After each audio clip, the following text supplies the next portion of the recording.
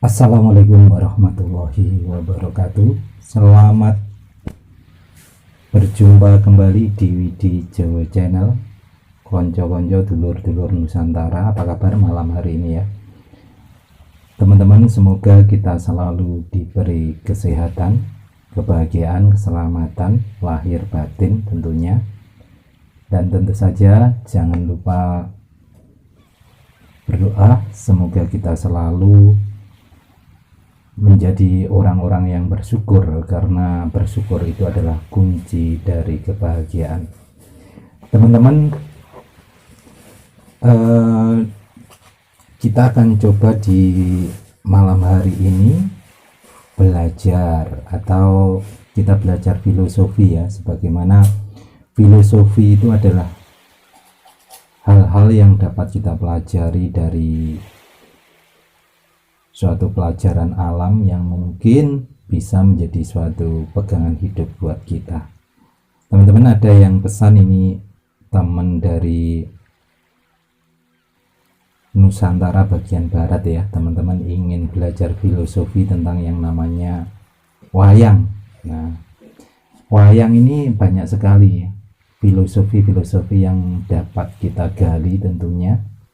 Semoga aja nanti filosofi ini bisa bermanfaat buat kita, atau kita intinya sinau bareng,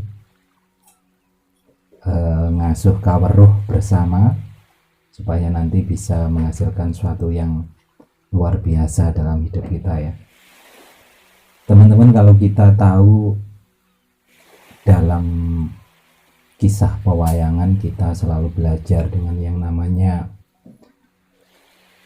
antara kebaikan dan keburukan ya. Ada Kurawa dan Pandawa, tapi kita saat ini akan mencoba belajar filosofi tentang yang namanya Ponokawan ya. Tentu Anda tentu tahu yang namanya Ponokawan. Ponokawan itu adalah kalau dalam sejarah pewayangan adalah yaitu yang terkenal dengan namanya Semar, Gareng, Pitruk, dan Bagong. Nah, filosofi-filosofi apa yang dapat kita gali di balik nama-nama itu dan kisah itu, tentunya nanti kita akan belajar. Sebelum kita mencari filosofi-filosofi di dalam Ponokawan, kita harus tahu dulu makna arti dari Ponokawan ya. Ponokawan itu kalau melihat arti, kalau orang Jawa itu ada bahasa nopo ya. Nopo itu artinya apa atau suatu pertanyaan. Tapi kalau dibalik itu nopo itu akan menjadi pono. Pono itu artinya tahu. Nah, pono itu artinya tahu. Kalau kawan itu adalah saudara. Jadi pono kawan itu maksudnya adalah kita tahu saudara. Kita tahu saudara kita. Nah, saudara atau kawan itu juga berarti 4 ya. Berarti kita harus memahami saudara kita yang 4. Nah, saudara apa saja itu? Nah, kalau kita akan gali filosofi-filosofi dari Ponokawan, nanti kita akan tahu. Yang pertama itu adalah Semar. Nah, Semar itu yang kita tahu bahwa Semar itu adalah tokoh wayang yang dalam Ponokawan itu adalah yang tertua ya. Semar itu terkenal dalam kisah pewayangan, yaitu yang bernama Kiai Semar atau Ismoyo ya. Kalau Semar itu ada yang mengartikan Ismar. Ismar itu adalah paku. Nah, paku itu artinya adalah suatu hal yang bisa menguatkan, bisa memberikan suatu penguat, atau juga untuk teman-teman yang suka dengan Ismar itu banyak sekali filosofinya. Ismar itu adalah tokoh, kalau dalam kisah pewayangannya itu adalah seorang dewa yang diturunkan ke bumi, yang dijadikan manusia biasa tapi penuh kebijaksanaan. Semar itu ya. Semar itu juga yang berarti samar atau samar-samar. Dan tentu saja ini teman-teman kalau kita tahu Semar itu ibaratnya adalah, kalau dalam anasir, yaitu anasir, kita tahu Semar itu adalah sebagai akhlak, atau yang ada dalam diri kita adalah sebagai akhlak ya. Atau kalau anasir mewakili anasir air, atau dalam ilmu sedulur papat itu adalah sebagai mutmainahnya, itulah Semar ya. Semar itu adalah sebagai mutmainah, itu adalah Semar. Dan Semar itu adalah tokoh yang sangat dituakan, terutama dalam kisah Pandowo ya, karena ketika ada permasalahan pasti yang diminta solusinya adalah Semar atau Kiai Semar, karena dia adalah tokoh yang sangat dituakan. Nah, itu adalah Semar. Yang kedua adalah Gareng. Gareng itu adalah ibaratnya adalah anaknya Semar, tapi Gareng itu penuh dengan kekurangan ya. Maksudnya kalau dalam perwujudannya Gareng itu matanya juling, kakinya tinggi sebelah, tangannya itu juga yang sebelah itu adalah enggak normal gitu ya. Tapi dalam arti Gareng itu adalah disigar lan diereng-ereng, atau pikiran, menimbulkan pikiran manusia. Walaupun Gareng itu penuh kekurangan, tapi dia berjuang untuk mewujudkan keinginannya supaya keinginannya bisa terwujud, yaitu menyimpulkan bahwa Gareng itu adalah ibaratnya suatu pemikiran, semangat hidup walaupun penuh kekurangan, maksudnya penuh dengan kelemahan fisik, tapi kalau dia punya keinginan, dia selalu berpikir positif untuk mencapai suatu tujuannya. Selain itu, dalam anasir bumi, yaitu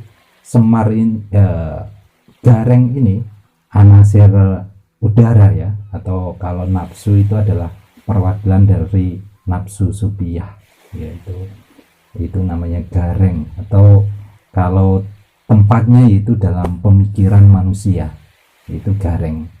Yang ketiga adalah Petruk. Nah, Petruk ini adalah tokoh wayang, juga termasuk anaknya Semar, tapi dia itu banyak kelebihan. Dia itu tinggi, tangannya panjang, terus memakai kuncung yang panjang.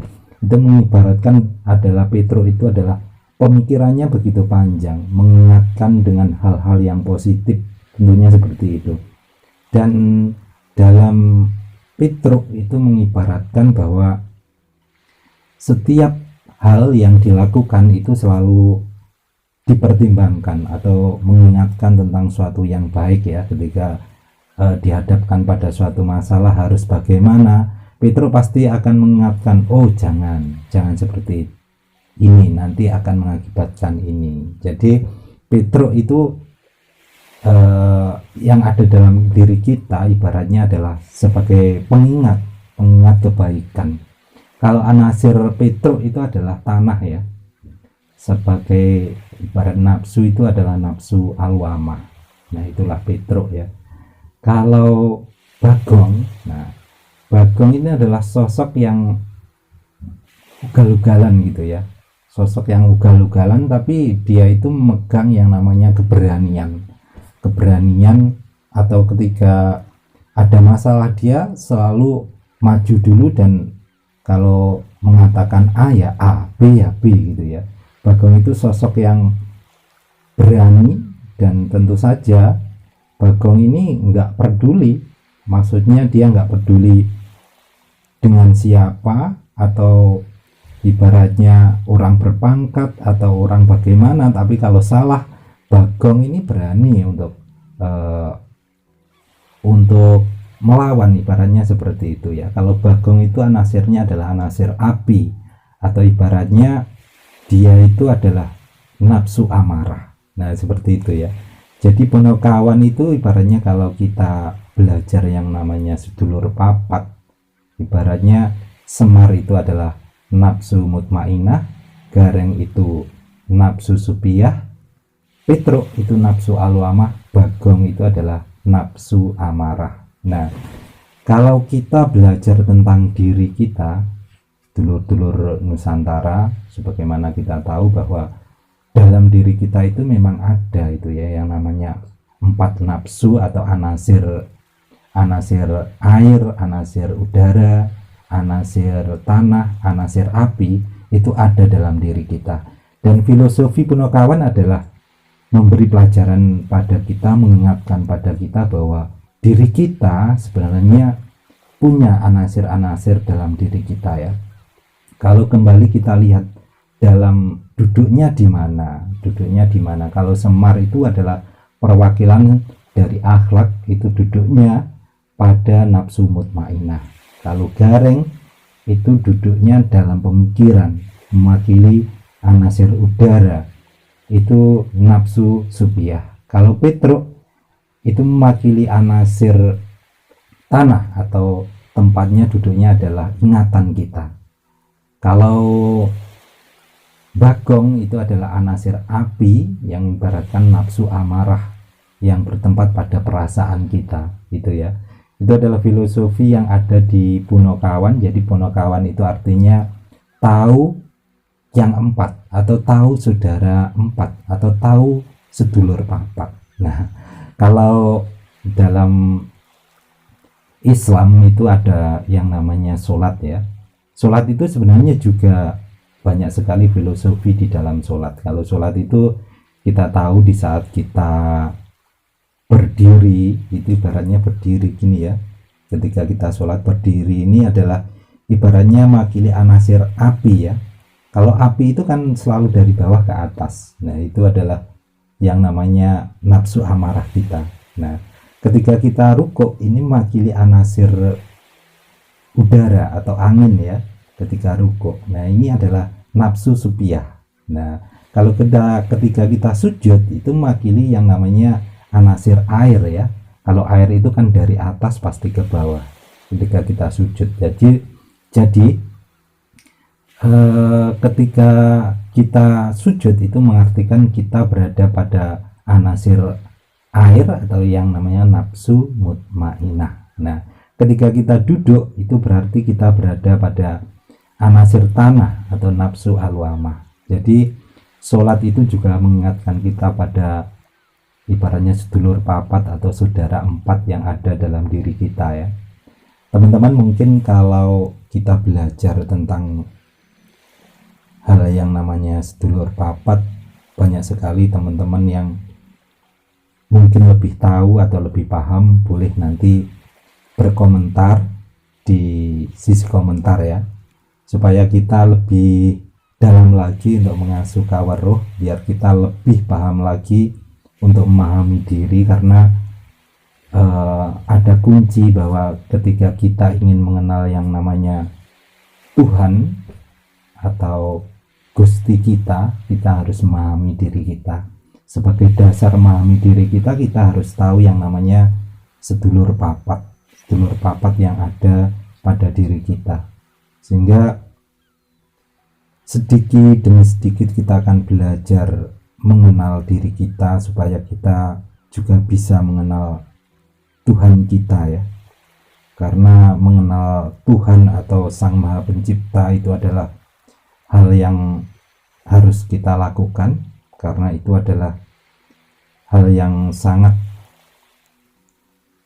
dicari, atau dalam hal batin itu memang sangat penting, karena kita itu memang terdiri dari lahir dan batin itu semuanya memang hubungannya dengan hal-hal yang tidak bisa dilihat dengan mata, tapi biasanya kita bisa dengan keyakinan atau percaya gitu ya, dan kita bisa tahu kalau kita menggunakan yang namanya ilmu rasa. Nah, seperti konten yang kemarin kan kita belajar ilmu rasa sedikit dari rokok kemarin ya. Tapi banyak sekali kita bisa belajar juga dari kisah-kisah wayang seperti Punokawan, bagaimana kita memahami makna gerakan sholat kita, supaya kita juga tetap mengingat bahwa dalam diri kita itu ada nafsu yang selalu ada, yang selalu mengambil hal penting dalam setiap apa yang kita lakukan. Seperti itu ya teman-teman. Mungkin teman-teman yang ingin tidak ketinggalan dengan yang namanya konten-konten tentang Sinau Jowo yang mungkin bisa memberikan kita lebih banyak ngasuh kawruh ya, jangan lupa subscribe, like, dan komen ya, biar kita lebih nyambung rasa lagi, biar bersama-sama dapat menikmati yang namanya belajar tentang diri dari ilmu alam, dari ilmu-ilmu filosofi, dan tentunya teman-teman juga semakin semangat aja biar kita lebih dalam lagi ya mengenal hal-hal seperti itu. Karena yang namanya kebahagiaan itu kan adanya dalam batin kita. Kalau kita nggak tahu yang namanya batin, bagaimana kita menemukan yang namanya kebahagiaan? Seperti itu ya dulur-dulur. Mungkin dulur-dulur juga banyak sekali belajar dari lingkungan, dari tempat-tempat lingkungan kita. Itu juga bisa bermanfaat biar kita lebih kuat lagi percaya, karena yang namanya iman itu kan hal yang gaib, yang tidak bisa kita lihat tapi bisa kita rasakan. Dan semoga dengan belajar sinau apapun itu belajarnya, supaya bisa meningkatkan keyakinan kita kepada Tuhan Yang Maha Esa, kepada Gusti kita, dan semoga bisa bermanfaat teman-teman. Baik teman-teman, mungkin cukup itu dulu biar kita bisa nyambung lagi nanti di lain waktu ya. Sambil yang suka ngerokok atau ngopi bisa ngopi dulu atau ngerokok dulu. Kalau dari kisah pewayangan banyak sekali hal yang kita dapat ya, karena wayang ini adalah suatu budaya yang kita tahu dulu waktu Mbah Sunan Kalijogo itu berdakwah tentang Islam. Itu adalah beliau menggunakan media wayang untuk memberi pelajaran atau menjelaskan yang namanya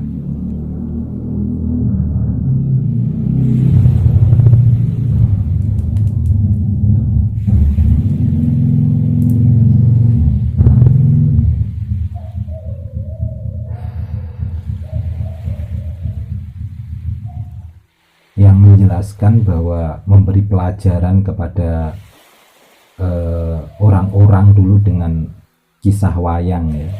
Jadi tidak langsung gitu tapi menggunakan wayang. Jadi wayang itu adalah suatu media untuk menjelaskan kepada orang-orang dulu.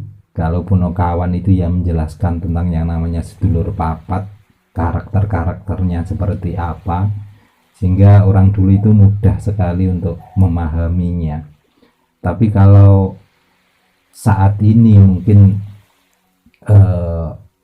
kawula muda yang ingin belajar, karena seni wayang ini memang sudah ini ya, seni wayang itu penggemarnya kayaknya agak berkurang, tapi semoga aja nanti bisa sebagai seni, salah satu seni yang ada di Indonesia ini tetap bertahan, supaya kita bisa mengambil pelajaran-pelajaran yang ada di dalam seni wayang ini ya.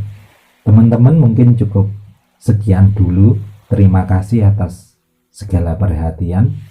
Semoga sekilas tentang filosofi wayang terutama Punokawan ini bisa bermanfaat untuk kita dan bisa menjadikan pelajaran atau sinau kaweruh ngaji rasa, dan bisa memberi manfaat dalam hidup kita.